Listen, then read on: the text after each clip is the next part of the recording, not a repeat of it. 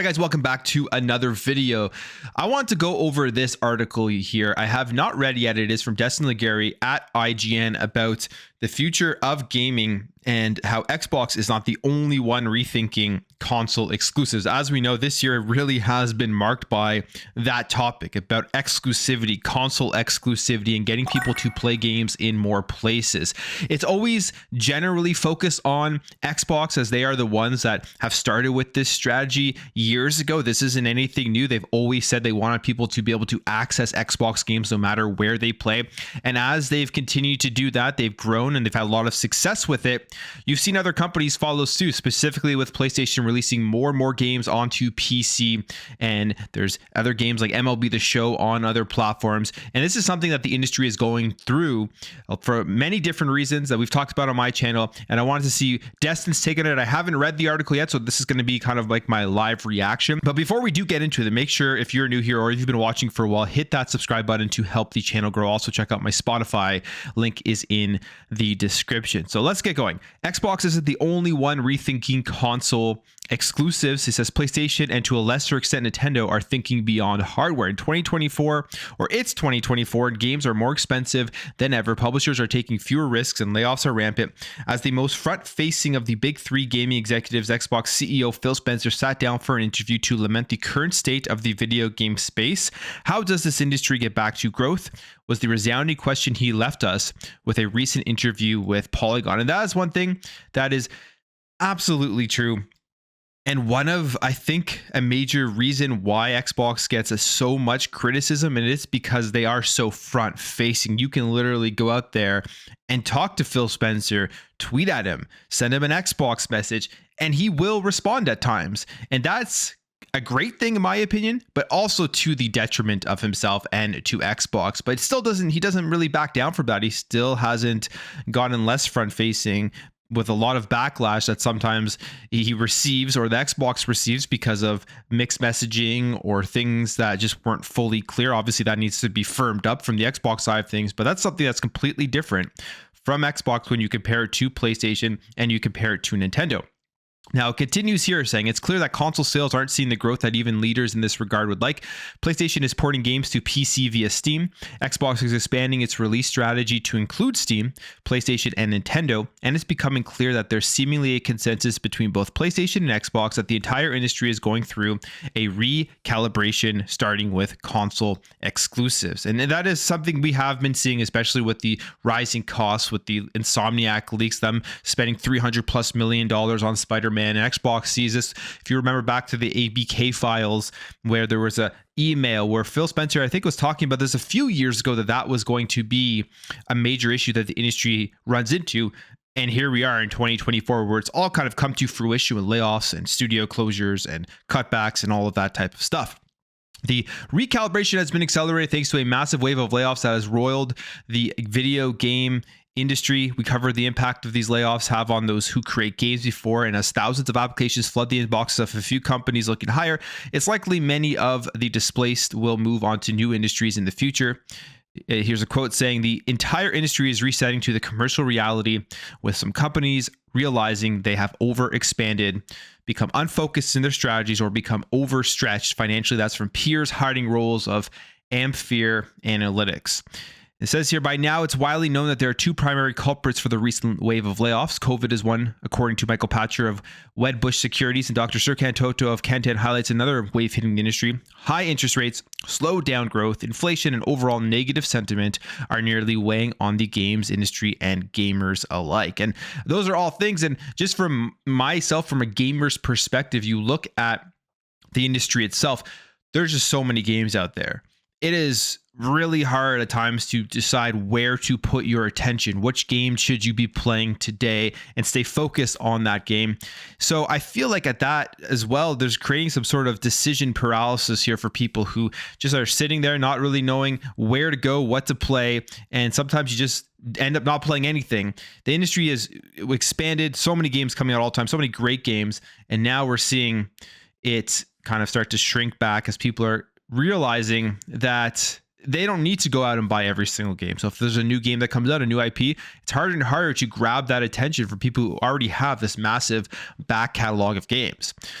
Now, continues here. As a result, Spencer says it's clear we'll be seeing a shift in the coming years away from console exclusives to mitigate the losses in revenue everyone has been reporting. The impact of the revenue needed to break even on $300 million budgets has had devastating consequences in the form of mass layoffs. Saying, going forward, I believe the industry is not done yet seeing layoffs. We will see further bad news through 2024.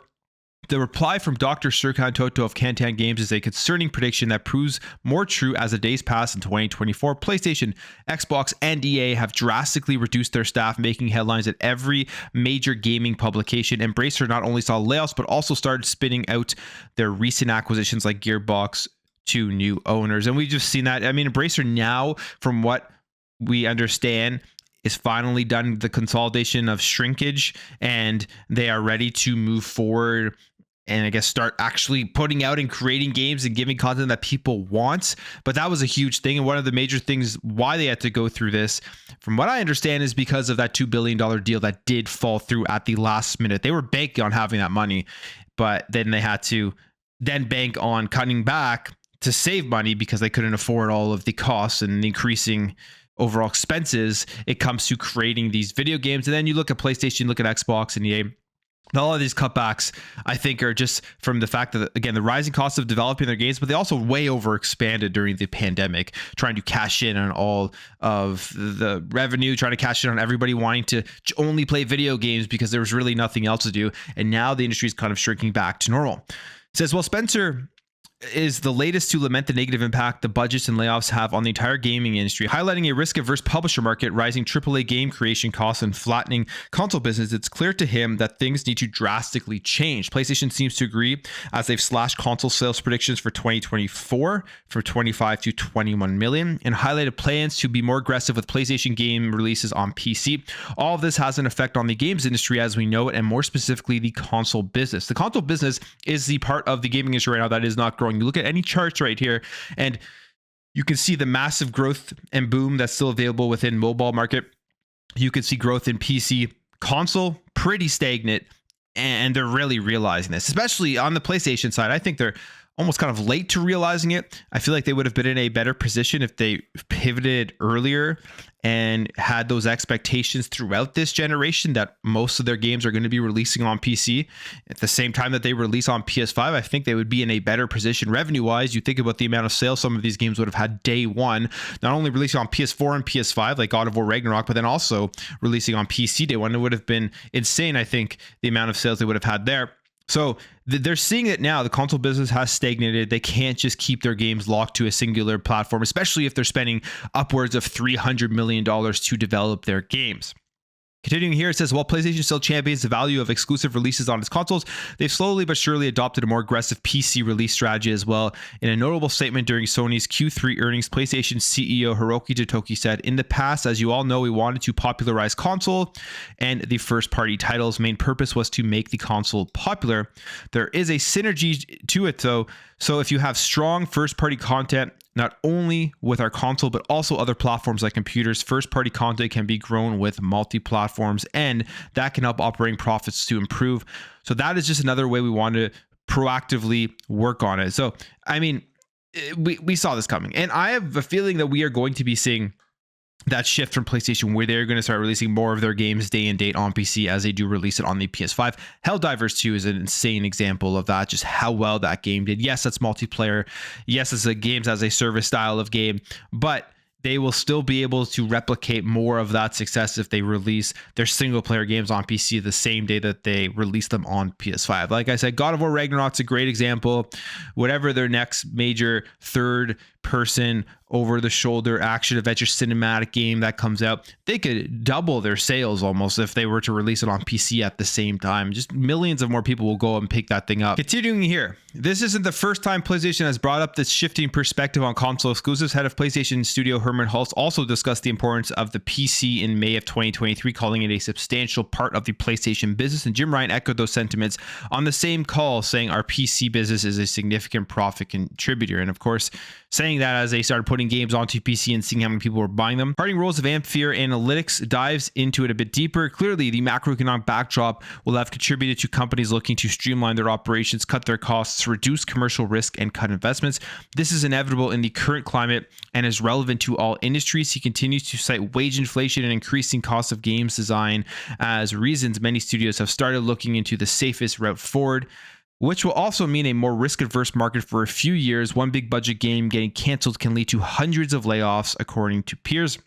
All of these changes will reshape the industry and games we play for years to come. Gamers want more access in more places, and both Xbox and PlayStation are ready to appease that request to meet their ballooning budgets, albeit in different ways. For Xbox, it's releasing former console exclusives on rival hardware, while PlayStation is ramping up its PC porting business. This can mean fewer console exclusives as hardware sales forecasts are reduced, but more ways to play the games we love. Saying, well, pure console exclusives still go some way towards driving console sales. Again, the key is some way, because it isn't the only way or the main way that drives console sales. You can see the numbers more so for Nintendo than others, which again, Nintendo, you look at their attachment rates versus Xbox and PlayStation, it is higher. It says here, it has become clear that gamers now expect to be able to play games on a variety of devices. Daniel Ahmad of Nico's Director of Research and Insight tells us, even in Japan, where the console has traditionally been dominated and 41% of gamers played a console game in the past year, only 14% of those gamers exclusively play on console, according to our 2023 survey of Japanese gamers. So the generation now wants to play in multiple places, and that's what these companies are looking at. How do we reach those gamers, and how can we keep them invested in our ecosystem? It's not going to be locking them to a box. It's going to be giving them our software in as many places as possible. Continuing here, saying players getting more access and more options for how to play is amazing news for customers, while porting to a PC and mobile isn't a new strategy. It's happening at a much faster rate, and it will have a drastic impact on the console market and how we consume games in the future. Console platform holders have embraced a broader strategy over the past few years and will continue doing so with the aim of reaching gamers on non-console platforms. And that's just the reality of where this is going. What we see on social media with the console wars and with people who want games still locked to a console is a very, very small, minute amount of people compared to the larger, broader market. And the reality is those people aren't going to have a huge effect on how much money these console makers make, how much money these companies make. That's just when you look at the broad range of people that are playing games nowadays, the broad range of people that want to be able to access these games, the console warriors and the fanboys who want to keep everything locked to a singular box probably have almost no effect on the actual gaming industry itself. And they're seeing that going forward, and they're going to make those adjustments. And continuing here, and recent comments from Phil Spencer seems to indicate an incredibly aggressive approach in this respect. Rumors are swirling of an Xbox handheld that will be more open to services like Epic Games having a place on it, and hopefully services like Steam, which I think if they were able to bring Steam over to the Xbox platform, it is an absolute massive win, because you're playing everything. You're playing Steam games or PC games, you're playing Xbox, you are playing PlayStation games all on your Xbox platform, because PlayStation games are available via Steam. A strategy that aims to tear down the walled garden approach the industry has used in the console business for years. Harding Rolls adds, all console players now have strategies in place to reach broader audiences with their services, games, and IP. Out of three companies, Microsoft has been the quickest and most active in evolving its strategy, largely because it has had a more acute need to look for growth beyond its console business. And I mean, that's the main reason. They look at the Xbox console. They mainly sell in North America, and they have a hard time reaching people in other parts of the world, specifically in the Asian region. I mean, we've heard that narrative from the very beginning of this generation. Phil Spencer, I believe, called it embarrassing, their performance in Japan and in that part of the world. And he really wanted to try and grow that. They've been trying, but it doesn't really matter how many games that they do put out on the Xbox console. People in those regions are just not buying the Xbox console. So how do you get over that? How do you get past that? You put your games where they are playing it, which is in many different devices, and then you're able to start extracting money out of those regions via the software. It says even Nintendo is branching away, albeit in a different way, through theme parks and movies. Think of this way. You don't need to own a Nintendo Switch to go to Universal Studios or watch the upcoming Legend of Zelda action movie. And Daniel Mod here says, console platform holders have embraced a broader strategy over the past few years and will continue doing so with the aim of reaching gamers on non-console platforms. This has taken various forms, with Nintendo expanding to movies and theme parks, PlayStation expanding to PC, and Xbox expanding to cloud, and more recently, other consoles. And as well, Xbox and PlayStation both at the same time have been expanding out to TV and movies. So they're finding different ways to get their IPs out there. All right, ending off here with a few more paragraphs. It says, at this point, Toto points out that console sales have remained flat for everyone. Looking back at the last several years, it is easy to see that Xbox and PlayStation console audience is not growing. The data backs it up. And again, that's the thing. People always make these arguments about gaming, about first-party games, about consoles, all this stuff. But the data backs up pretty much the opposite of a lot of these claims. It says no console, not even the highly successful Nintendo Switch, has managed to surpass the 155 million units that the PS5 sold as of 2012. We will see if that happens though, because they really are trying to extend that life cycle of the Nintendo Switch. And I think one of the reasons is internally they want to be the best selling console of all time. It says in over 20 years, the closest was the Nintendo DS, which capped at around 154 million units. Even the Nintendo Switch that everyone points out as the bar for success seems to be gearing up for a successor. It's currently seeing just shy of 140 million units. And how will this impact you? If you have poured a purported 300 million into developing Spider-Man 2, it makes sense to invest a comparably modest sum to port it over to the PC to address a bigger audience and drastically improve the bottom line. Toto says a win for the customer, in my opinion. Absolutely a win for the customer. Getting games in more places is always a win. It says there are two main factors driving the expansion to PC and mobile. The first is the opportunity in terms of audience size and player spending, especially in Asian markets where these platforms are dominant. The second factor is that AAA game development budgets have continued to grow over the past decade, which pushed many publishers to increase the price of console games from $60 to $70. Free-to-play games are also need a large and engaged audience to succeed over the long term, which may be limited by a capped console install base. Therefore, launching the games on PC or bringing first-party IP to mobile is a way to address these 2 points. Change can be very scary for some, but take comfort in knowing that there's still a massive drive for spending on the console, which seems to indicate that console and hardware fans have nothing to worry about. A handheld strategy like the Xbox is hinting at is a sound one, according to Rolls. Hardware-wise, there's been a lot of innovation in the console market in recent years, focused largely on the handheld sector. I'm expecting that to continue over the next few years. And that is what we've heard. That is what they've been telling us, although there's still a lot of doom and gloom here for the future of the hardware, especially the Xbox hardware. But there's still so much money being spent within the Xbox consoles, within the Xbox store, via the console. There's no way Xbox is going to cut that off. It would make absolutely no sense. They have a strong established base of people who play on the console, who spend money via the console, and who will continue to spend money via the console and hardware that they do put out in the future. Cutting that valve off at this point makes no sense. We're definitely getting another generation, and who knows, maybe a generation after that, but the industry in 10 years from now, 10, 15 years from now, could be absolutely just completely different. And maybe there will be no more hardware whatsoever from every single manufacturer, and they will slowly be implementing a way that they keep those console players spending money in different ways. But as of right now, there's just no way that they would cut off any hardware going forward, even if they were to release every single Xbox game on the PlayStation 5.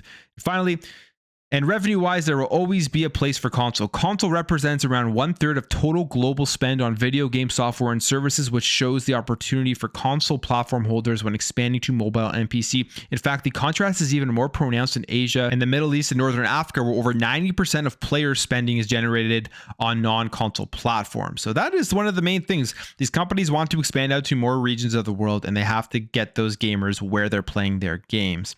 And they say here, none of the companies can afford to exit the console market as a platform holder without significantly reducing their games revenue. So I expect them all to remain committed to the console market for years to come. There's a chance we will have Microsoft and Sony focusing a lot more on handheld and the cloud, especially after how the Steam Deck revealed there's a high demand for high fidelity gaming on the go. For today, however, one thing is clear: change is coming. Change is here. More games in more places and a better value for the gamer is a huge win.